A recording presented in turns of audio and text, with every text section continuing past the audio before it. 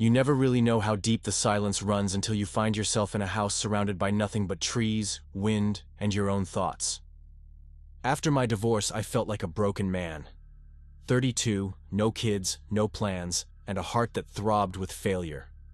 I left everything behind in Jackson and headed to Ashford Hollow, Mississippi, where my late grandmother's house sat quietly on the edge of a forgotten pine forest. It wasn't much, but it was mine now. Or at least, it felt like the one place left that wouldn't ask anything from me. The first week was peaceful.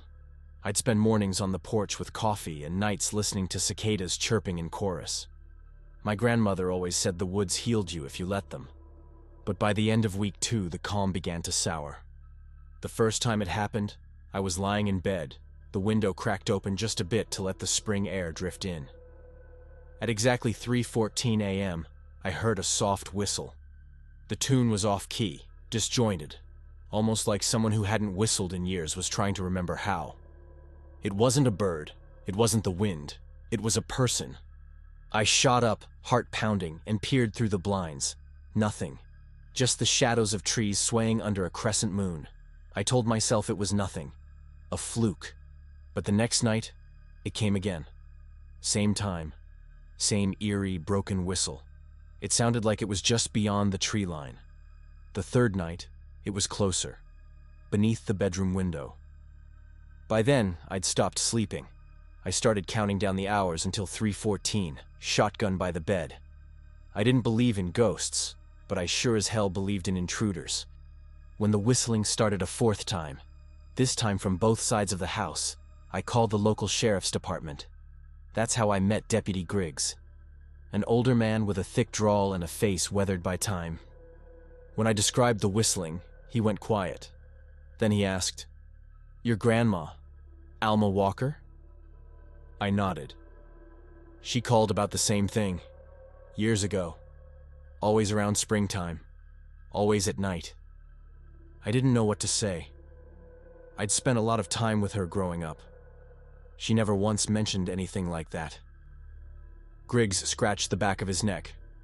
She said it got real bad some years, real close. Once said it was inside the house. We never found anyone. Figured she was just getting old and scared. I didn't sleep after that conversation. Later that week, I was up in the attic, trying to organize the old boxes she left behind. That's when I found the journals. There were 5 of them, leather-bound, her neat handwriting filling every page.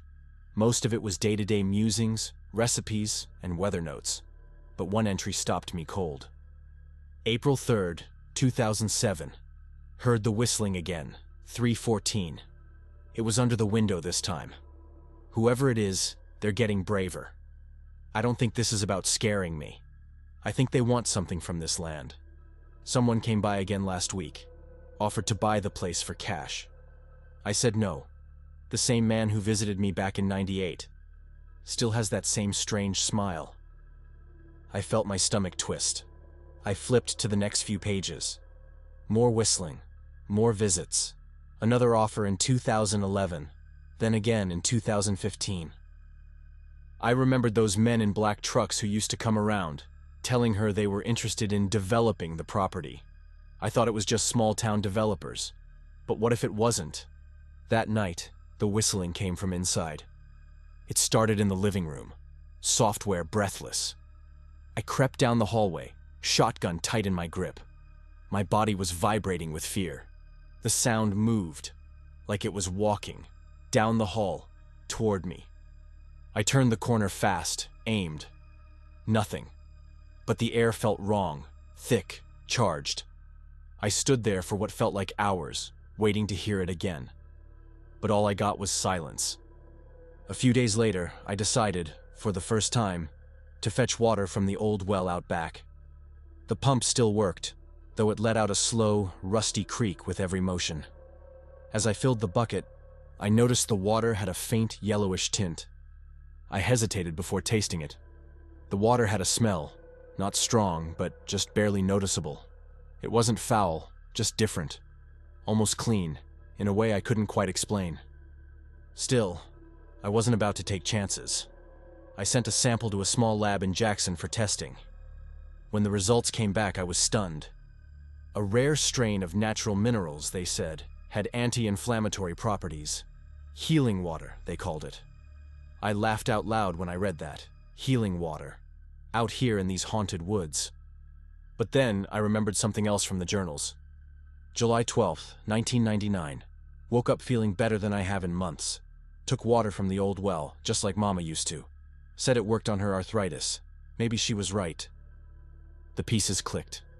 Someone knew about the water. Had known for years. The strange offers. The creeping intrusions. The whistle wasn't just a threat. It was a tactic. Fear as a tool. I told Deputy Griggs everything. The lab results. The journals. He took it seriously. He always had a soft spot for my grandmother. Said she was a spitfire with more brains than half the county combined. We set a trap. Griggs staked out the property from his cruiser, hidden just down the road. I kept the lights off and acted like it was any other night. 3:14 rolled around. The whistling came again. This time, I didn't flinch. I followed the sound quietly, barefoot, staying in the shadows. It came from the back room. I opened the door slowly and saw it. A man, pale as milk, wearing a black hoodie and no shoes, stood in the corner of the room, whistling softly to himself. He turned to face me. I don't know how to describe his face. Empty, yet determined. Like he was acting on someone else's orders. Before I could shout, the back door burst open. Griggs tackled the man to the ground, cuffed him, hauled him out the front door. Turned out, the guy was part of a group that had been hired by a private developer out of state. Paid to harass, intimidate, and scare people off old rural land. My grandmother hadn't been crazy. Neither had I. They wanted the land because of what was in the water, and they were willing to torment people into giving it up. The next day, I found a small bag of belongings buried near the well. Items that didn't belong to me. A cracked compass, an old knife, and a faded photograph of a man I didn't recognize standing by the well. Probably someone else they'd tried to scare off before me. I never got the full truth. Some pieces still don't make sense, but Griggs helped me get the law on our side. And for once, the law held. I filed for a small business permit. With help from a cousin who knew a thing or two about branding, we started bottling and selling the water under the name Hollow Spring. It started local, then regional. Word spread. Turns out folks love a story about healing water from a haunted town. I still live in the house, alone, for now, but not afraid. The whistling stopped. The nights are quiet again, just as they were when I first got here. But sometimes, I still wake up around 3:14, out of habit, or memory. And sometimes, I swear I hear a final distant whistle on the wind, but now I just roll over and smile. Because whatever it was, ghost, intruder, or greed in a human mask, it didn't win. I stayed, and I found something worth building a life around again. They say childhood memories blur over time, but not that summer, not Pine Hollow. I was 7 years old the summer I saw the man who wasn't Pop. Back then, my world was small. School, cartoons, and the warm smell of cinnamon that came off Brielle's clothes when she scooped me up in the mornings. She was our babysitter, bright, bouncy, and always humming. My older brother Landon called her a walking jukebox with curls. I just called her Brie. Our parents worked all the time, 2, sometimes 3 jobs, just to keep things going in Redgate, Arkansas. So when summer came around, they packed us up and drove us to Pine Hollow, Georgia, where Pop and Nana June lived in an old log cabin nestled against a forest that whispered even in daylight. At first, I loved it. The screen door creaked like it was saying hello. Nana June made jam that smelled like summer itself. Pop let me sit on his lap while he watched baseball, pretending to explain the rules. There was a pond out back with frogs, and I thought maybe it was enchanted. Landon would roll his eyes every time I said so, but I didn't care. At 7, it felt like the world still held magic. But that magic turned. It started small. A tapping sound on the window late one night. Not the wind. Too slow. Too deliberate. Then came the shadows.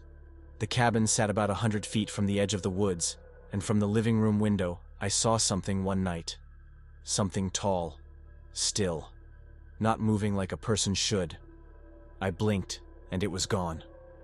When I told Nana June the next morning, she smiled the way grown-ups do when they think you're too little to understand the world. "Probably a deer, sweetheart," she said, patting my head. "Or your imagination running wild." But Pop didn't smile. He glanced out the window. "Where exactly did you see it, Ellie?" "By the tree with the forked trunk." Pop didn't say anything else. Just walked out to the porch with his coffee and didn't come back for a long time. After that, I stopped saying anything, but I kept seeing. At night, I started hearing footsteps. On the porch. Just one or two.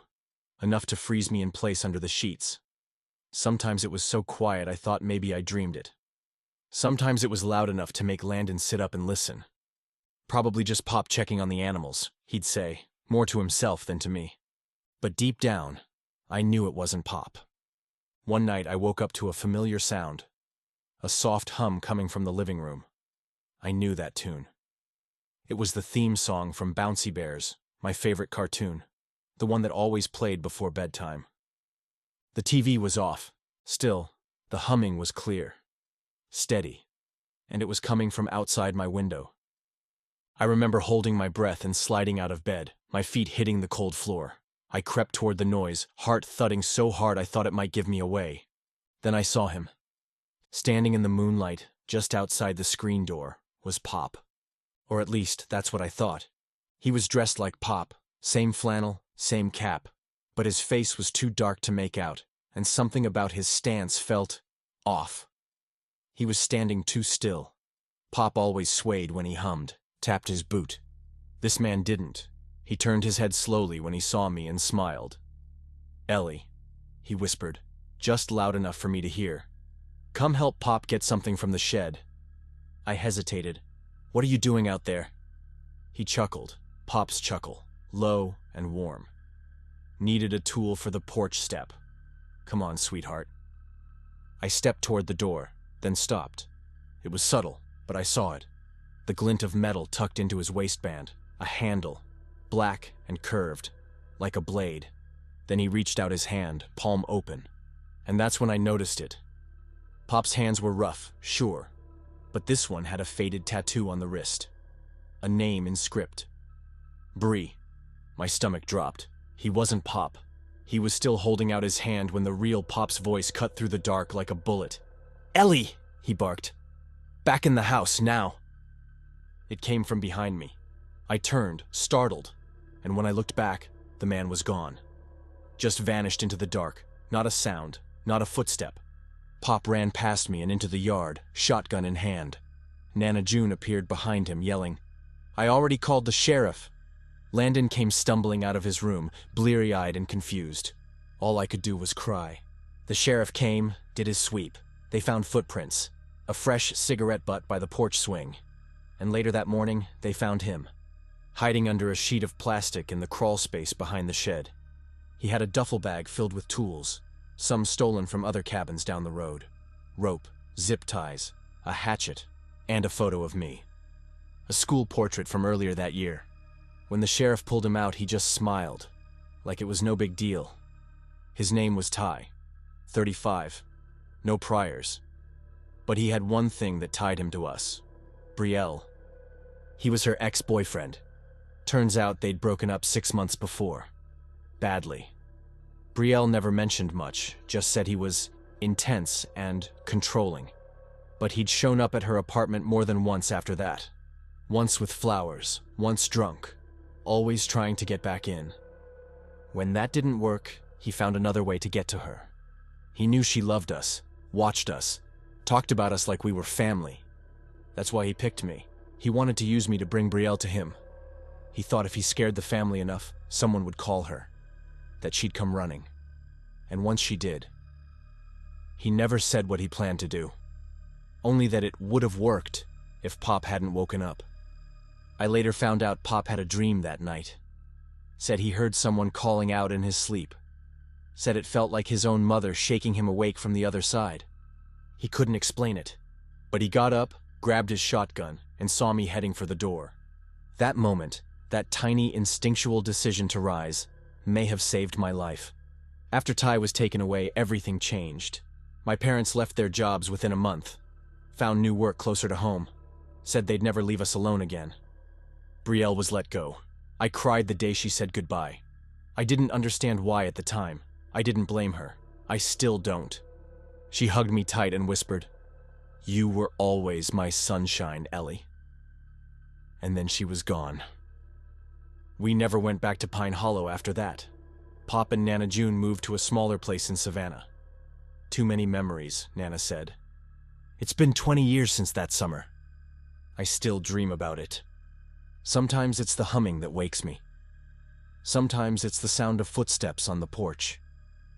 And every now and then, in the quiet hours before dawn, I hear my name whispered from the shadows of my memory. Ellie. But I don't look anymore. I just close my eyes and remember Pop's voice, rough, steady, full of love, cutting through the dark. A voice that brought me back, a voice that saved me. It's strange how clearly I remember that summer. I was only 7, but the details cling to me like burrs. Sunlight flickering through the trees, the dusty scent of crushed grass underfoot, and Micah's hand clenched so tightly around mine it left little crescent marks in my skin. Back then, we lived in a countryside village so small it didn't appear on most maps. Fewer than 100 people. One church, one bakery, no traffic lights, and no one ever locked their doors. The kind of place where everyone knew each other's grandparents, and where kids like us could run free until the bell from the steeple called us home. Micah and I had been best friends since before we could spell our names. We were the youngest pair in a band of wild summer children, always barefoot, always sunburned, always chasing something. Lizards, butterflies, each other. That day, it was chamomile. An old neighbor named Miss Darlene promised us 2 grape ice pops each if we brought her enough for a full tea basket. She said she needed good, strong blossoms, and pointed toward the edge of the village, near the walking trail by the wooded hill. We didn't think twice. It was blistering out, and the promise of cold, sugary reward was enough to send us darting off like foxes on a scent trail. The walk took us past the last row of cottages, past the crumbling stone wall where Micah swore a family of snakes lived. We carried 2 plastic grocery bags and a plastic water bottle between us. The chamomile fields we knew were small and scattered, tiny patches where the flowers curled up like shy sunbursts. But we were determined. We'd made it nearly to the foot of the hill when we saw them. 2 teenagers, maybe 16 or 17, standing on the path like they'd grown from the dirt itself. Both wore black hoodies despite the brutal heat, their hoods pulled up, sleeves too long for the weather. I remember thinking they must be melting under all that fabric. Their clothes clung to them like shadows. One of them smiled. His teeth were very straight. Too straight. "Hey kids," he said. "What you looking for?" I opened my mouth, but Micah beat me to it. "Just picking flowers," he said cautiously, stepping a little closer to me. "Oh," the other teen chimed in, voice syrupy and sweet. "You mean chamomile? We know a place where it grows everywhere. Big field just over the hill." That caught my attention. "Really?" I asked, excited. But Micah didn't answer. His body tensed beside me. I could feel it. His stillness, the way he angled himself subtly between me and them. "Yeah," the first one continued. "We were just heading there. We'll show you if you want." I should have noticed their smiles didn't touch their eyes. Should have noticed the way they kept glancing at each other like they were in on some joke we hadn't been told. But I didn't. I was 7. I still believed people were mostly good. "Come on," said the taller one, beckoning with a lazy hand. "It's not far. Just up the hill and to the right." Micah hesitated. "We're not supposed to leave the trail." That wasn't true. No one ever told us that. But I understood later. He was stalling. "Oh, it's fine," said the second one, laughing. "We're going that way anyway. You can just tag along. What's your name?" Micah didn't answer. I told them mine. I wish I hadn't. They repeated it like it was candy. "That's a pretty name. Bet you like flowers, huh?" I nodded slowly, the thrill starting to fade, replaced by something off. A twinge in my stomach. I looked up at Micah. He wasn't smiling. "Maybe we should just look here," he said, barely above a whisper. "It's cooler in the shade." But it was too late. My curiosity had gotten the better of me. I'd already started following them. So he followed too. We climbed the hill in silence. The woods closed in on us quickly, trading sunlight for shadows. The deeper we went, the quieter it got. No bird song, no wind. Just our footsteps, and the occasional snap of a twig underfoot. I started to wonder where this magical chamomile field was. I didn't see any flowers, just trees, thick and gnarled, branches like claws. After what felt like forever, the shorter teen said, "Almost there," but he didn't sound convincing. Micah slowed his steps. I could feel his hand brush mine again, a gentle signal. I looked at him, and something in his face had changed. His eyes weren't curious anymore. They were scared. He leaned in, his lips barely moving. "We need to run," he whispered. "Don't ask why. Just do it." I hesitated, but then I saw something. The taller teen had reached into his pocket. Just a quick flick of movement. Maybe nothing. Maybe something sharp. I'll never know. But Micah saw it too. He grabbed my wrist hard, turned, and bolted.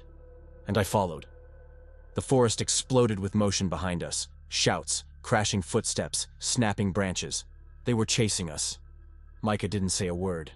His grip was like steel, dragging me over roots, down slopes, through thorns. My lungs burned, my legs screamed, but I didn't let go. We broke through the trees at the bottom of the hill, tumbled into the dusty path near the old goat farm. I could still hear them behind us, closer than they should have been. "Faster!" Micah cried, yanking me harder. We ran, and when we finally burst into Miss Darlene's yard, gasping and wild-eyed, she dropped the laundry she was hanging and screamed. By the time the adults checked the edge of the woods, there was no sign of anyone. No tracks, no black hoodies, nothing but disturbed leaves and broken branches. They never found them. The sheriff, who doubled as the town's mechanic, chalked it up to teenagers messing around. Maybe someone from out of town, maybe harmless. But Micah and I knew better. They weren't lost, and they almost had us. We never picked flowers outside the village again. Miss Darlene gave us the ice pops anyway, held us close while we shook in her arms. Micah didn't talk about it for a long time. Neither did I, but it haunted us. That slow, syrupy voice, that glance between them, the way they watched us, like they'd already decided something. We moved to the city a few years later. Different schools, different lives.